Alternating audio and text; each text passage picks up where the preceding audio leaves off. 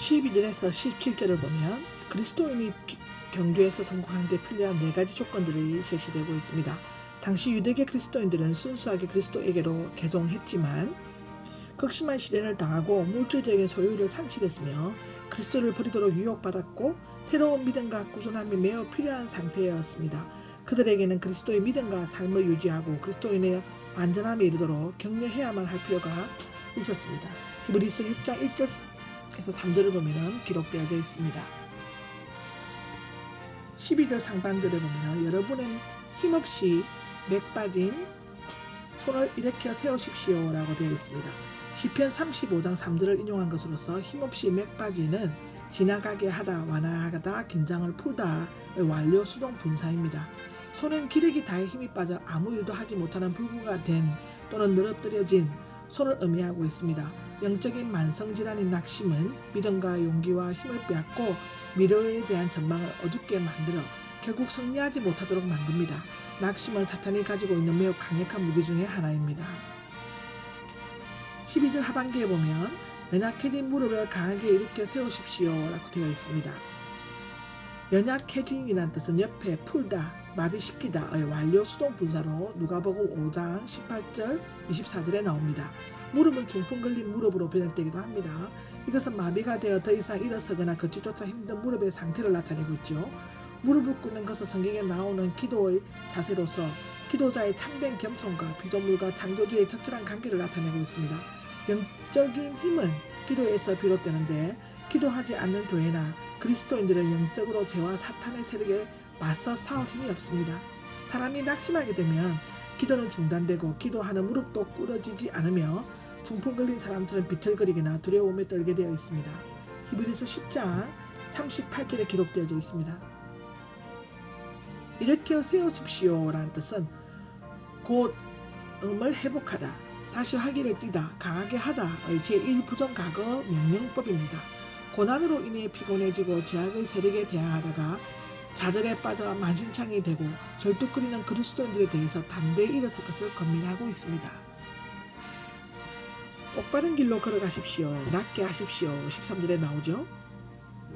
똑바른이란 것은 똑바른 선, 평평한 곧은 뜻이고요. 길이란 것은 달리다에서 비롯되었고 바퀴 자국을 의미하고 있다고 히브리 사전에 나와 있습니다. 하나님께서 순종하는 바른 길 또는 성도들이 최종적으로 성취해야 할 온전한 구원을 의미합니다. 삐지는 길을 잘못 들다, 빗나가다, 벗어나다 제2부정과거 수동태를 말합니다. 믿음에서 벗어나는 배교보다는 다리가 삐어 절렁거리는 것을 의미합니다. 만일 우리가 환난을 당해도 낙심치 않고 용기 있게 똑바로 길을 걸어간다면 성도들 중에서 환난을 만나 어찌할 바를 모르는 절렁거리는 다리를 가진 사람들이 좋은 분을 따라 어그러진 길을 걷지 않고 오히려 고침을 받게 될 수 있을 것입니다. 그러므로 영적으로나 도덕적으로나 똑바른 길을 걸으면서 참고 인내하는 것은 자신뿐만 아니라 온 교회를 위해서도 반드시 필요합니다. 모든 사람과 더불어 힘을 쓰십시오 라고 14절 상반절에 나오죠. 앞에 3가지 결함은 자기 가진 명령에 자연히 뒤따라오는 것을 불화하고요. 그리스도인들이 낙심하여 기도를 중단하고 도덕적인 결함을 받아들이게 되면 교회의 친교와 화평은 깨지고 시기와 분쟁, 미움과 다툼과 분열이 생기게 될 것입니다. 그러므로 평화롭게 지내고 즉 그리스도의 희생을 통해 하나님과 사람 사이의 평화가 이루어졌으므로 그리스도인들끼리 그리고 그리스도인과 비그리스도인들끼리 평화롭게 지내기를 힘써야 합니다. 로마서 12장 18절에 나옵니다.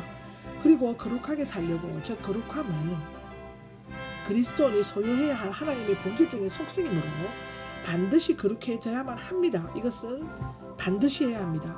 레위기 11장 45절, 베드로전서 1장 15절 16절에 나옵니다.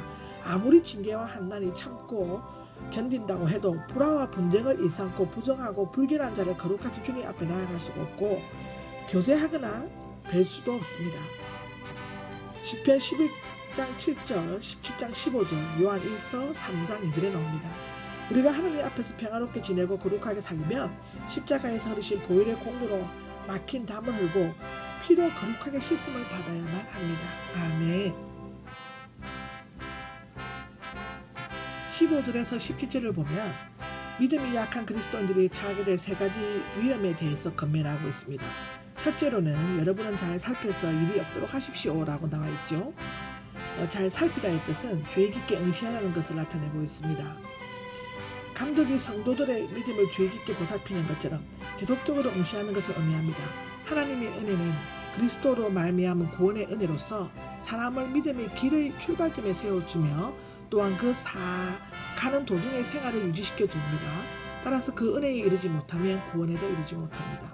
하나님의 은혜에 이르지 못하는 것은 은혜의 결함이 있기 때문이 아니라 생활 목표를 거룩하신 하나님께 두지 않고 세상 사람과 똑같이 생각하고 생활하기 때문입니다. 이것은 시편 17장에 나옵니다. 거룩함을 향해 나아가는 가기를 거부한 사람은 은혜로부터 떨어져 나와 에베소 교회처럼 타락한 삶을 살아가게 됩니다. 요한계시록 2장에 나옵니다. 쓴뿌리가 돋아나서 주의하십시오라고 5절 하전반절에 나오는데 옛날 동양의 의사들은 쓴풀을 가지고 독약을 제조했으므로 쓴뿌리는 독이라는 뜻으로 사용되었습니다. 범죄자가 일단 쓴독약을 마시게 되면 그 독이 온몸에 퍼져 경련과 마비를 일으켜 마침내 죽음에 이르게 됩니다. 여기에 쓴뿌리는 교만이나 원한, 적대 또는 다른 사람에게 해를 끼치는 것을 의미하며 치명적인 독액을 영적인 협류에 주입시켜 영적인 마비와 죽음을 초래합니다. 그러므로 죄의 쓰고 독한 뿌리가 다시 삭터서 우리를 고통스럽게 하고 같은 믿음의 형제들을 이 독으로 더럽히지 않도록 주의해야만 합니다. 신명기 29장 18절에 기록되어져 있습니다.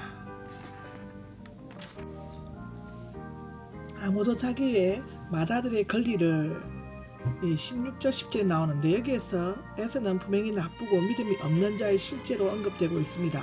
분명히 나쁜 자는 음행하는 자, 불결한 자, 행실이 나쁜 자의 뜻으로 사용되고 있고 에스는 두 이방 여자와 결혼했지만 성적으로 문란했다는 기록은 없습니다. 당시 에스가 성욕이 강하여 이방 여자와 결혼했다는 주장도 있지만 아브라함이나 모세 또 이방 여자와 결혼을 하였습니다.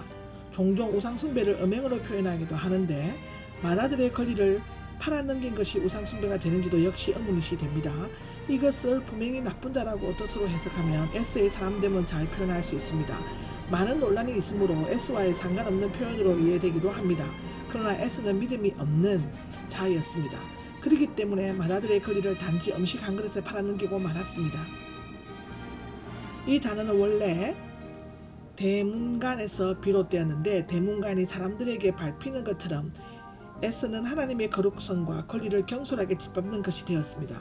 결국 에스는 현세적인 것을 위해 하나님께서는 맏아들에게 주시려고 했던 하늘의 창, 복을 무가치한 것으로 여기고 던져버려 불신앙의 모본이 되었습니다. 에스는 후에 축복을 상속받기는 했지만 거절을 당하였습니다. 왜냐하면 에스가 축복을 받으려고 눈물을 흘리고 구했지만 회개할 기회를 얻지 못했기 때문입니다. 에스의 눈물은 참된 회개의 눈물이 아니었으므로 자기가 잃어버린 것에 대해서만 슬퍼했을 뿐 자기 죄를 회개하지는 않았습니다. 창세기 27장 34절에서 나옵니다. 에스는 구원에 이르게 하는 경건한 슬픔의 회개가 아니라 사망을 이루는 세상 근심을 하였습니다. 고린도후서 7장 10절에 기록되어 있습니다. 이것은 하나님의 은혜를 선물을 가볍게 여기고 현세적인 것을 추구한 것에 대한 당연한 결과였습니다. 아멘.